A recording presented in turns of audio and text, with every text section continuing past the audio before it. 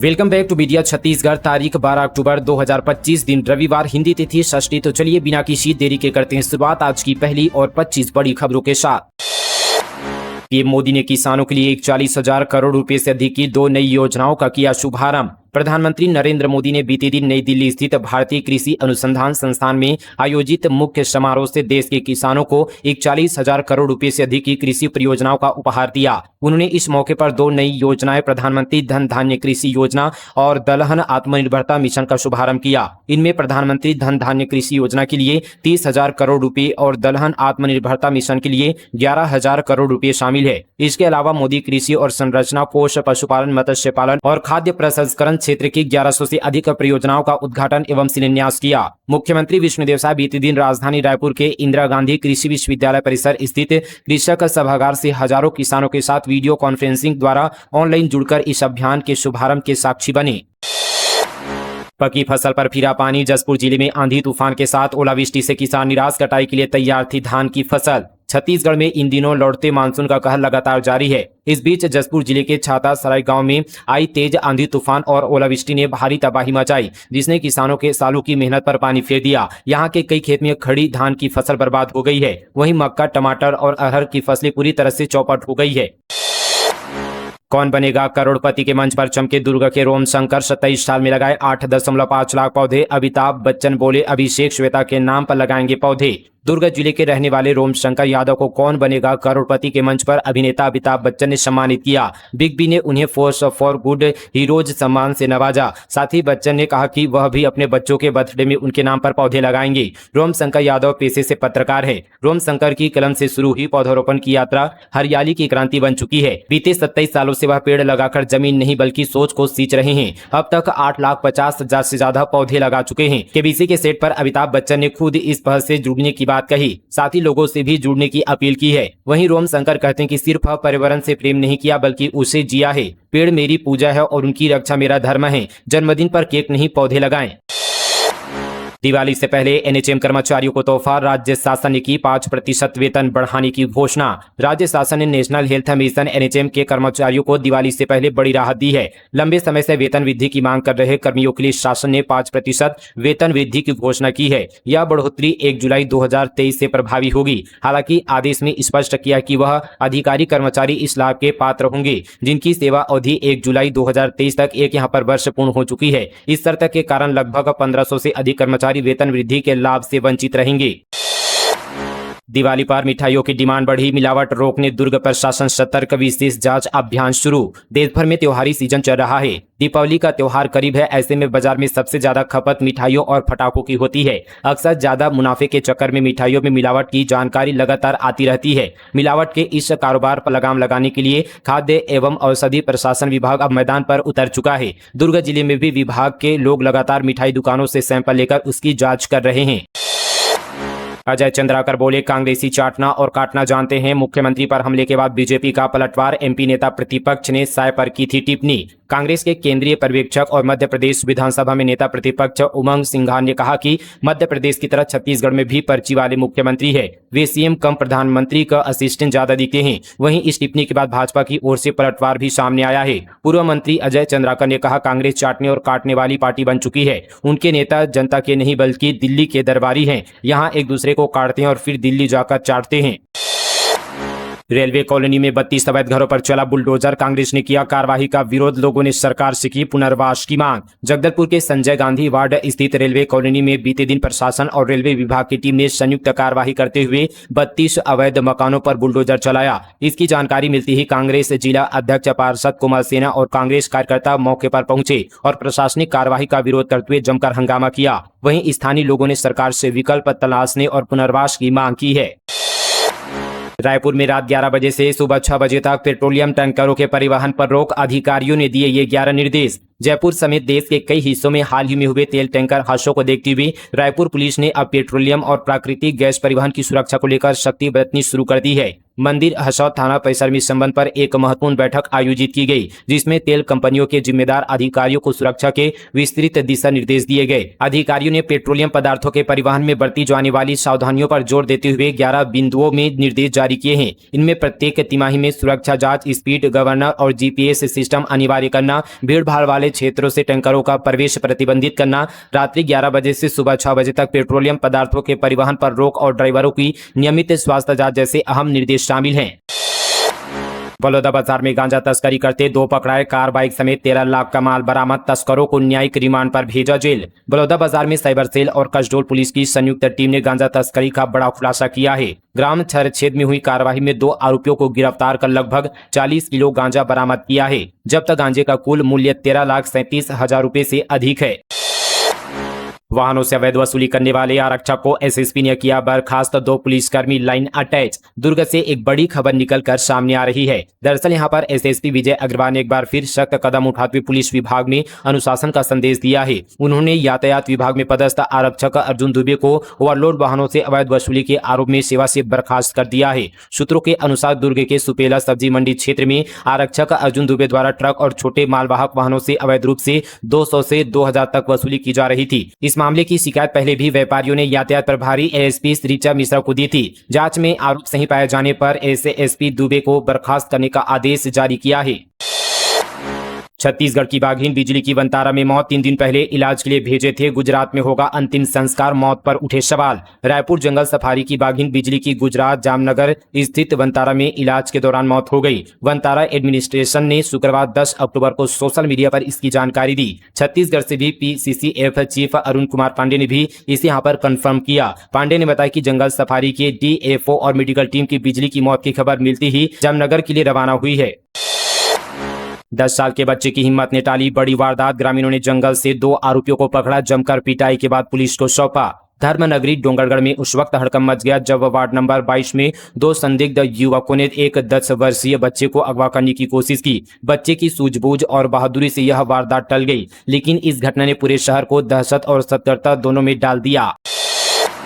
छत्तीसगढ़ में पीएम जनमन mobile medical unit घोटाले का खुलासा, 57 गाड़ियों में 5.7 करोड़ रुपए की हेराफेरी। छत्तीसगढ़ में स्वास्थ्य सेवाओं के नाम पर एक और बड़ा घोटाला उजागर हुआ है। प्रधानमंत्री जनमन मोबाइल मेडिकल यूनिट योजना के तहत खरीदी गई 108 करोड़ रुपए की 57 नई गाड़ियां टेंडर की तय तकनीकी शर्तों पर खरी नहीं उतरी। संचालक एजेंसी ने स्वास्थ्य विभाग के निर्धारित पैरामीटर की खुली अनदेखी करते हुए गाड़ियों में 10 लाख रुपए प्रति वाहन तक का हेरफेर की है। वर्ष 2020 में हेल्थ डिपार्टमेंट ने मोबाइल मेडिकल यूनिट के लिए जो तकनीकी मानक तय किए थे, उनका उल्लेख टेंडर डॉक्यूमेंट के पृष्ठ क्रमांक 32 में दर्ज है।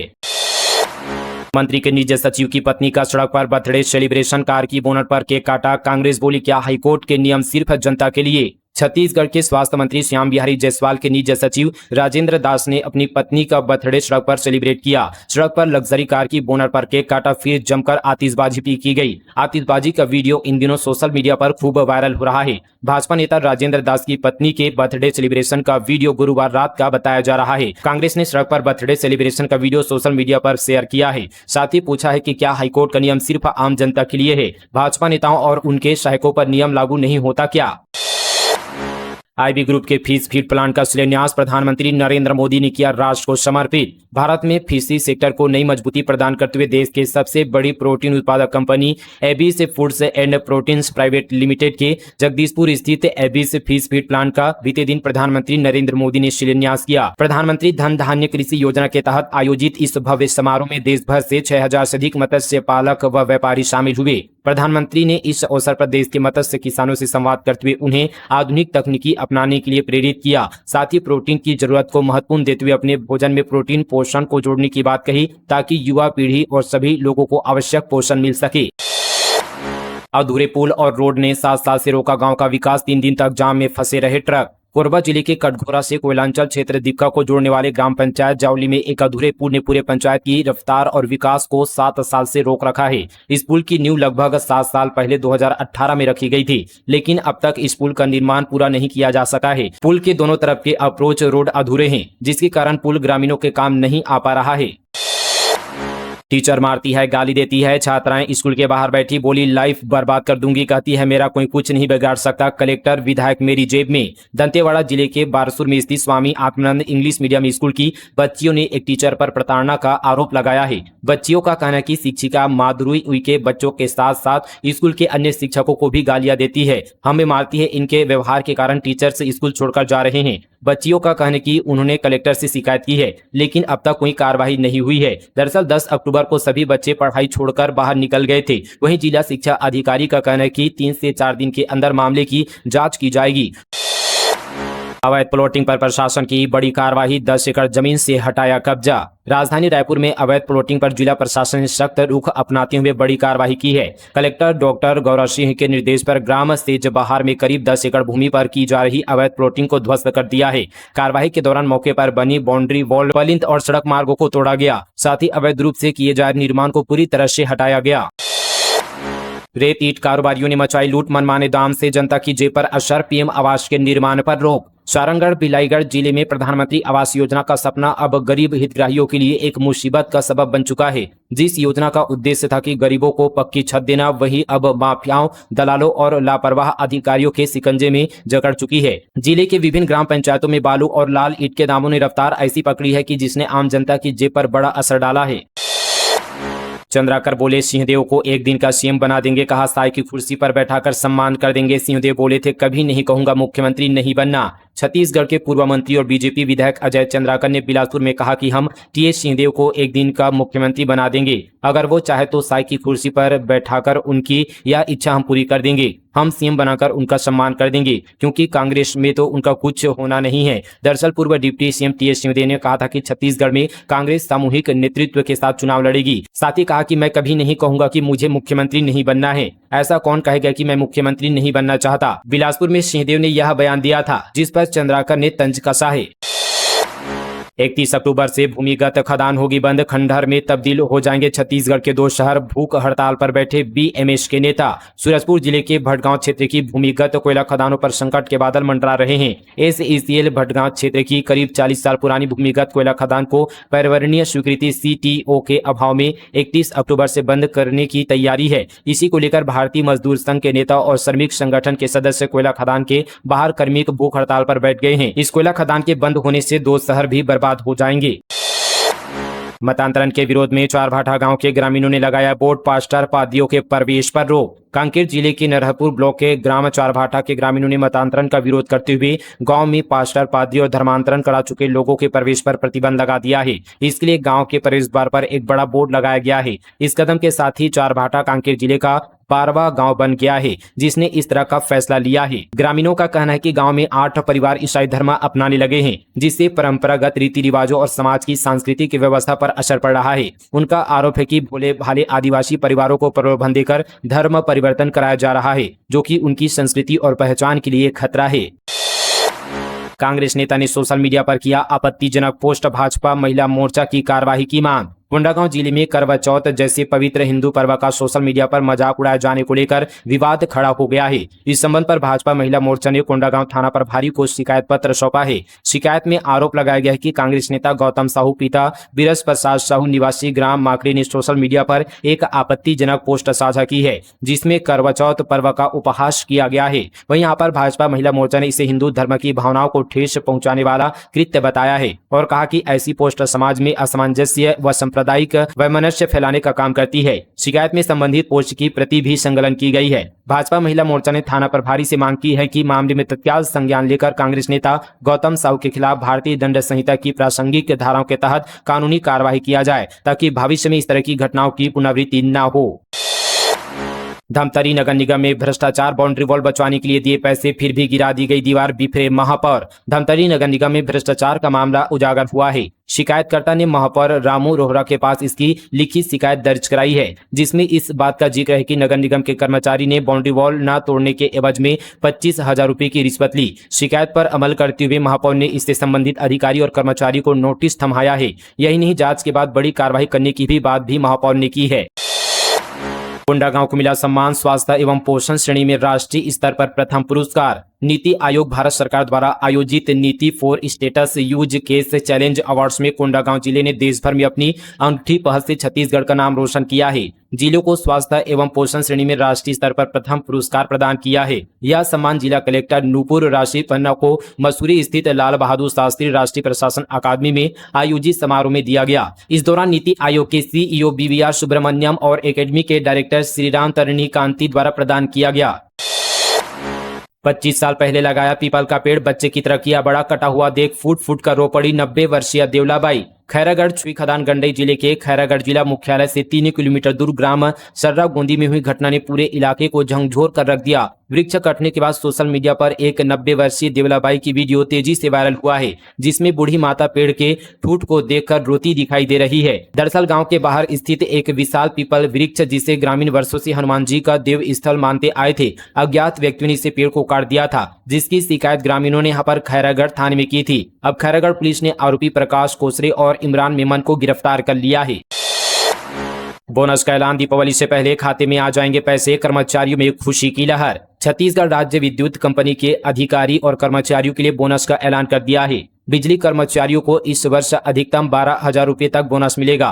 कंपनी के अधीन काम करने वाले नियमित, अस्थायी रूप से संविदा और ऐसे सभी कर्मचारी जिन्हें बिजली कंपनी की ओर से सीधे नियुक्त किया गया हो, उनको बोनस मिलेगा। दिवाली के पहले ही यहाँ पर बोनस का भुगतान कर दिए जाने के निर्देश दिए गए हैं। त्योहार से पहले बोनस मिलने की खबर से कर्मचारी काफी खुश हैं।